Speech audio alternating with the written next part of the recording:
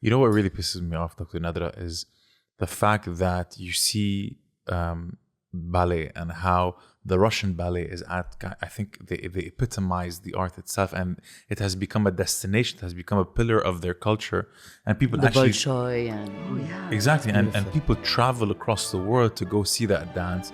And when you see Oriental dance, which is also a pillar of our culture, being, like you said, completely stomped and eclipsed because of some sort of, I don't know if it's a mix, I don't know if it's just a religious extremism, but there's also this macho aspect of, no, you shouldn't do this because you'd be revealing too much, or you'd be acting in a way that it does not abide by certain cultural norms. It's ridiculous. Of course.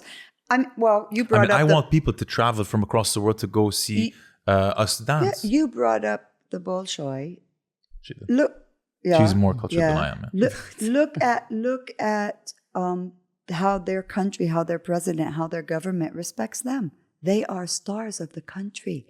They are national treasures. What dancer in Lebanon is a national treasure? What? I mean, yes, recently Georgette Jbara. But how long did it take poor Georgette to get there? Georgette's been dancing since she was 3, and she's now... For people who don't know, who is Georgette Jbara and when did she start dancing and how did she make her mark? Georgette Jbara is Lebanon's prima ballerina. She was the first. Yes. She was the first person to establish a Lebanese ballet school. And her school was appropriately titled École de Ballet Libanais. That's what it was called. She recently had to close her doors. She, I think, closed down 3 years ago, right before the because of lack of funding? Or? Because of lack of funding, because of lack of somebody wanting to take it over. I mean, it's, because... If you don't have someone who wants to continue the message, it becomes very difficult to keep a school open. But it's one thing to want to continue, but not be able to do so because of lack of funding. It's another thing for someone to want to pursue this craft, and maybe for their family not to allow them to do it, right? Yes, but still, all of it ends up in the same mess, right? Yes. The family thing is an issue, and I'm sure Georgette did not have it easy. Even though it was classical ballet, she still didn't have it easy. It was not easy. It was not easy being a woman at that time. She opened her school in 1961.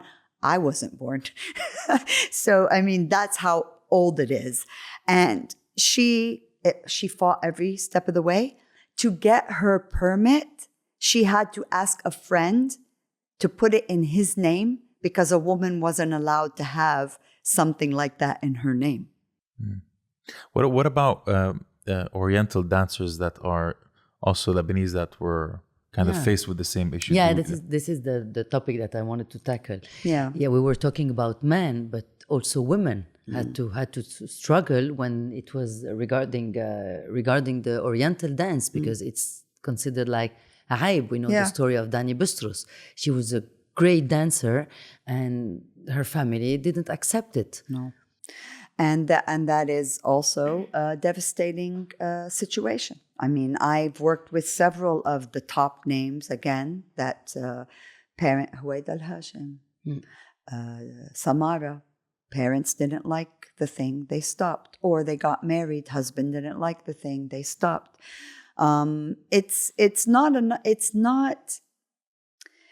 It all, in my opinion, goes back to the origin of the idea what the dance is about and the sensuality thing. But why are we still so caught up in this whole عيب, in this haram, in this ideology, this taboo? Why are we still there when all the other countries in the world that have sensual dances do it and do it proudly? They do it and do it proudly. Flamenco is the national treasure, and it is a dance based on sensuality. Yes. And tango. Yes, tango. Tango in Argentina is a very sensual dance. Yes, it's a national culture, a national treasure. Why are we so stuck on this? And I'm going to go back to what I started with.